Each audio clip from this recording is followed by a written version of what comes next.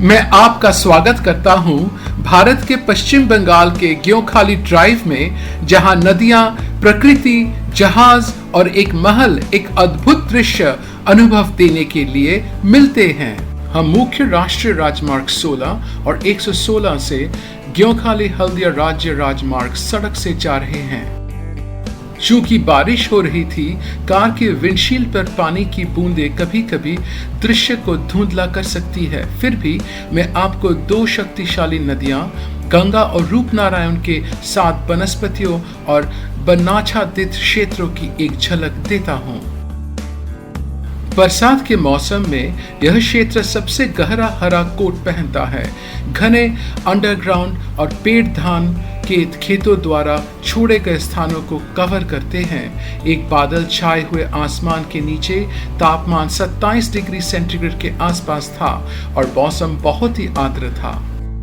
बंगाल के एक ठेठ गांव क्षेत्र, जिसके माध्यम से एक बहुत अच्छी तरह से बनाया रखा एक लेन दो तरफ सड़क काट जाती है। दोनों और ग्रामीणों के खपरेल वाले मकान देखे जा सकते हैं। झोपड़ी और पक्के मकान दोनों ही पेड़ों और तालाबों के बीच अपना स्थान पाते हैं, जो किनारे तक पानी से भरे हुए हैं। गंगेय बंगाल के इस क्षेत्र में केले और नारियल के पेड़ बहुतायत में हैं। यह ड्राइव हमें ग्योखाली शहर के नदी संगम पर ले जा रही है।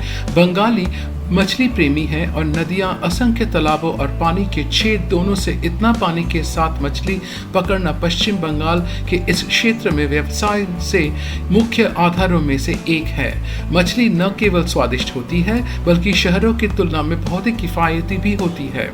जब हम दोपहर के भोजन और रात के खाने के लिए होटल जाते हैं, तो हमारे पास मछली भोजन करने की योजना थी। हम अंत में ग्योखाली पहुंच जाते हैं और हुगली या गंगा नदी के इस विशाल विस्तार को देखने कितना प्यारा था। यह 5 किलोमीटर चौड़ा होना चाहिए। नंदकुमार शहर की ओर एक संकरी सड़क तट के किनारे फैली हुई है। टूटी चट्टानों के साथ एक खड़ी तट और उस पर उगने वाली हरी घास के साथ मिट्टी नदी में जा गिरता है। दूर दूर तक आप गादियाड़ा कस्बे का घना वृक्ष पंक्ति वाला तट देख सकते हैं। नदी यहाँ से तीव्र दाईं ओर कोलकाता गोदी की ओर जाती है। दाईं ओर जहाज समुद्र की ओर प्रस्थान करते हैं। यह पानी के पंपिंग स्टेशन है, जो नदी के पानी को सोखता है, उसे फिल्टर करता है और ग्योखाली शहर और अन्य क्षेत्रों में वितरित करता है। मैंने अपनी कार नदी के ठीक बगल में खड़ी की थी, जो हमें हमारे सभी भूमि आधारित अभियानों में ले जाती थी। ये घर सरकारी प्रशासनिक भवन है और सड़क के किनारे पर यह विशाल पेड़ हमारे रात्रि विश्राम का प्रवेश द्वार था। हमने कुछ गुजरने वाले जहाजों का पकड़ने के लिए थोड़ी देर इंतजार किया। कोई नहीं आया, इसीलिए हम अंदर चले गए। हम हल्की बारिश में एक सीमेंटेड रास्ते के साथ बाड़े के पार चले गए। हमारे बाईं ओर अधूरे मकान और बड़े बड़े जलाशय रास्ते को घेर लेता था। ये झाड़ियां और पेड़ों से घिरा तालाब मत्स्य पालन है और विभिन्न प्रकार की मछलियां को पाला जाता है।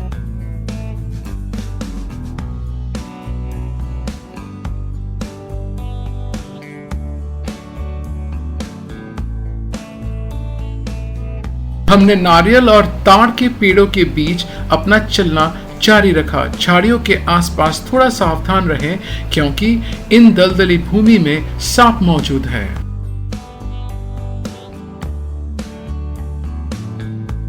गंगा नदी के गंदे पानी में एक शक्तिशाली जहाज को तैरते हुए देखकर हम बहुत उत्साहित थे।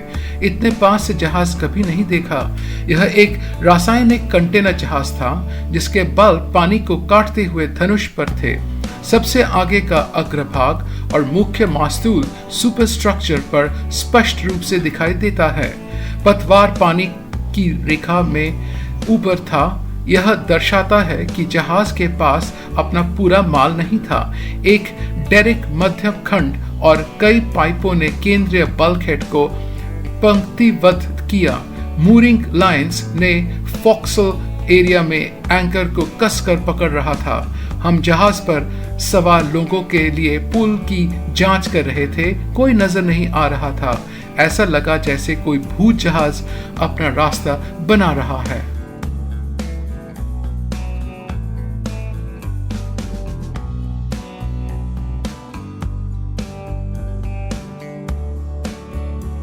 पूल के स्टारबोर्ड की तरफ एक लाल रंग की लाइफ बोट बैठी थी।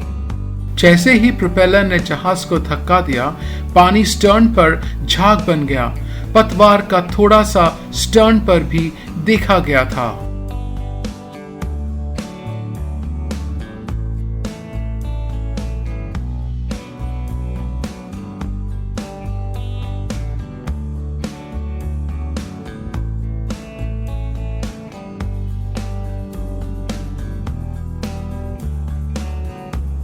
हमने अचानक एक दूसरा जहाज देखा।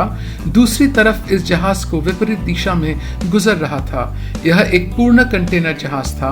जैसे ही धनुष ने पानी को अलग किया, विशाल डेरेक टक गए।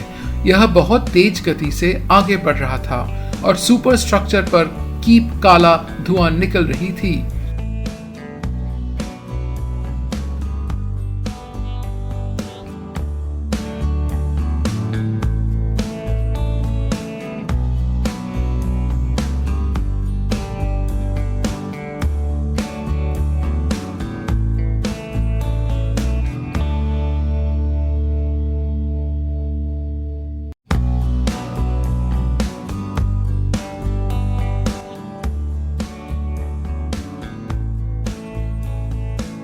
जहाज धीरे धीरे स्टारपोर्ट की तरफ मुड़ गया, कोलकाता डॉक की ओर बढ़ रहा था।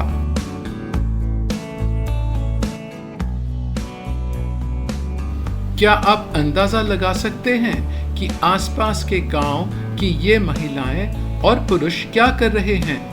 पेशे में वे मछुआरे या मछुआरे महिलाएं हैं। वे मछली नहीं पकड़ रहे हैं, लेकिन झींगा बच्चों को पकड़ने के लिए एक छलनी का उपयोग कर रहे हैं। ये झींगे बहुत छोटे होते हैं, लगभग आधा सेंटीमीटर, और इन्हें पकड़ने के लिए किसी को बहुत घनी बुनाई वाले फिल्टर की आवश्यकता होती है।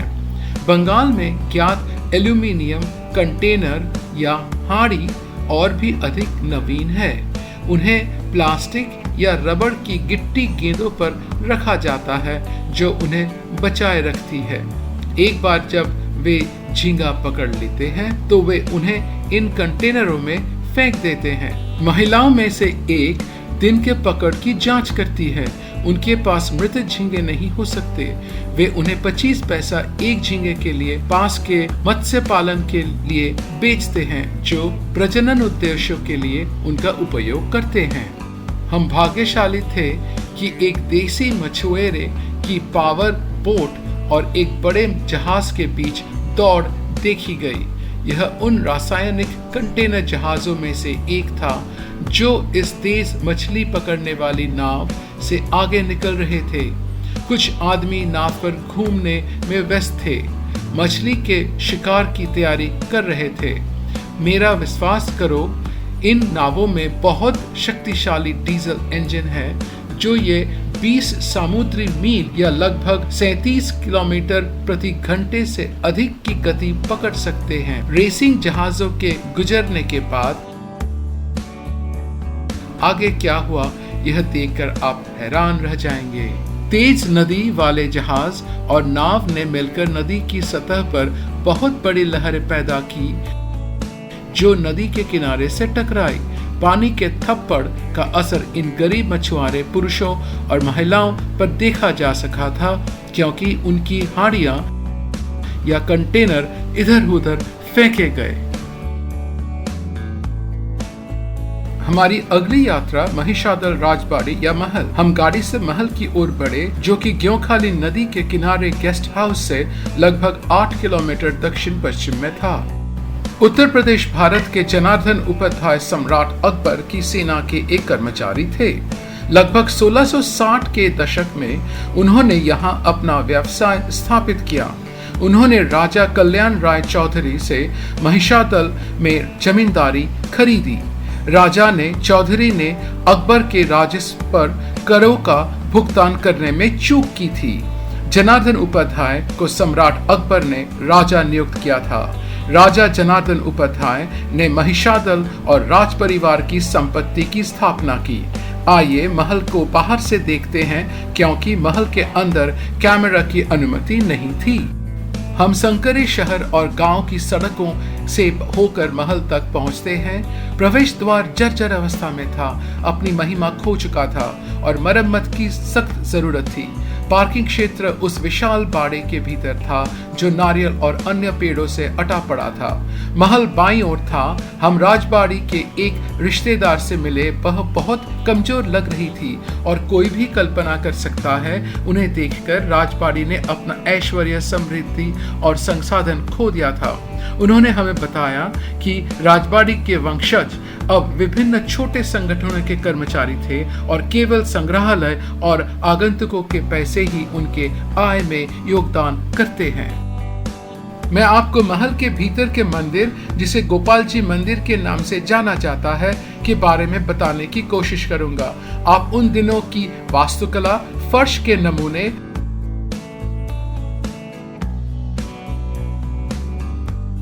और पश्चिम बंगाल के विशिष्ट मंदिर संरचना को देख सकते हैं। इस मंदिर में राधा, कृष्ण और भगवान शिवलिंगम की मूर्तियां मौजूद हैं। हम नीचे महल के मैदान में आए। यह बहुत बड़ा और बड़े करीने से बना हुआ था, जहां कई प्रकार के वृक्ष वाला सुंदर बगीचा मौजूद था।